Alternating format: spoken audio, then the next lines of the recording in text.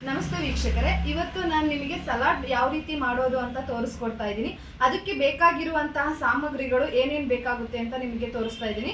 ಬನ್ನಿ ಯಾವ್ಯಾವುದು ಸಾಮಗ್ರಿಗಳು ಬೇಕಾಗಬಹುದು ಸಲಾಡ್ ಮಾಡೋಕ್ಕೆ ಅಂತ ತೋರಿಸ್ತಾ ಇದ್ದೀನಿ.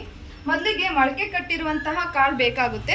ನಾನು ಅದಕ್ಕೋಸ್ಕರ ಕಡಲೆಕಾಳು ಮೊಳಕೆನ ಬರೆಸಿ ಇಟ್ಟಿದ್ದೀನಿ, ಅದನ್ನು ತೊಗೊಂಡಿದ್ದೀನಿ. ಮತ್ತು ಹೆಸರು ಕಾಳು ಮತ್ತು ಹುರುಳಿಕಾಳು ಮೊಳಕೆ ಬಂದಿದೆ ಆಲ್ರೆಡಿ ನೋಡ್ಬೋದು ನೀವು.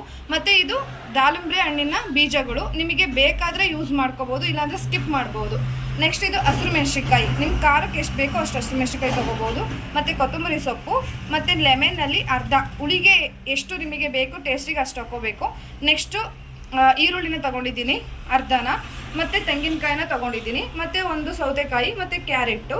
ನಿಮಗೆ ರುಚಿಗೆ ತಕ್ಕಷ್ಟು ಉಪ್ಪು ಬೇಕಲ್ವ, ಸೊ ಹಾಗಾಗಿ ನಾನು ಪಿಂಕ್ ಸಾಲ್ಟ್ನ ಯೂಸ್ ಮಾಡ್ತಾಯಿದ್ದೀನಿ.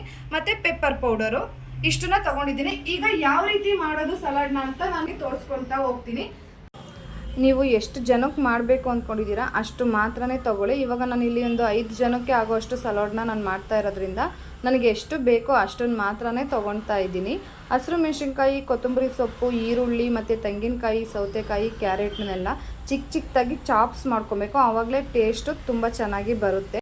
ಹೆಚ್ಚಿಟ್ಕೊಂಡಿರುವಂತಹ ಎಲ್ಲ ಇಂಗ್ರೀಡಿಯೆಂಟ್ಸ್ನ ಹಾಕಿ ಆದಮೇಲೆ ಒಂದೊಳ್ಳೆ ಮಿಕ್ಸ್ನ ನೀವು ಕೊಡಬೇಕಾಗುತ್ತೆ. ನೀವು ಎಷ್ಟು ನೀಟಾಗಿ ಮಿಕ್ಸ್ ಮಾಡ್ತೀರಾ ಅಷ್ಟೇ ಚೆನ್ನಾಗಿ ನಿಮಗೆ ಟೇಸ್ಟ್ ಅನ್ನೋದು ಸಿಗುತ್ತೆ. ಹಾಗಾಗಿ ಈಗ ರುಚಿಗೆ ತಕ್ಕಷ್ಟು ಉಪ್ಪನ್ನ ಹಾಕ್ಕೊಳ್ಳಿ. ಆ ನಂತರ ನಿಮಗೆ ದಾಳಿಂಬೆ ಹಣ್ಣಿನ ಬೀಜಗಳನ್ನು ಹಾಕ್ಕೊಂಡ್ರೆ ಸ್ವೀಟಾಗಿ ತಿನ್ನಬೇಕಾದ್ರೆ ತುಂಬ ಚೆನ್ನಾಗಿರುತ್ತೆ, ಹಾಗಾಗಿ ಹೇಳ್ತಾ ಇದ್ದೀನಿ. ಸೊ ನೆಕ್ಸ್ಟು ನಿಂಬೆಹಣ್ಣು, ನಿಮಗೆ ಎಷ್ಟು ಬೇಕೋ ಹುಳಿ ಅಷ್ಟು ಮಾತ್ರ ನಿಂಬೆಹಣ್ಣನ್ನ ಹಾಕ್ಕೊಂಡ್ರೆ ಚೆನ್ನಾಗಿರುತ್ತೆ. ಸೊ ಸ್ವಲ್ಪ ಪೆಪ್ಪರ್ ಪೌಡರು ಟೇಸ್ಟು ತುಂಬ ಚೆನ್ನಾಗಿ ಬರುತ್ತೆ, ಸೊ ಹಾಗಾಗಿ ಪೆಪ್ಪರ್ ಪೌಡರ್ನ ಹಾಕ್ಕೊಳ್ಳಿ.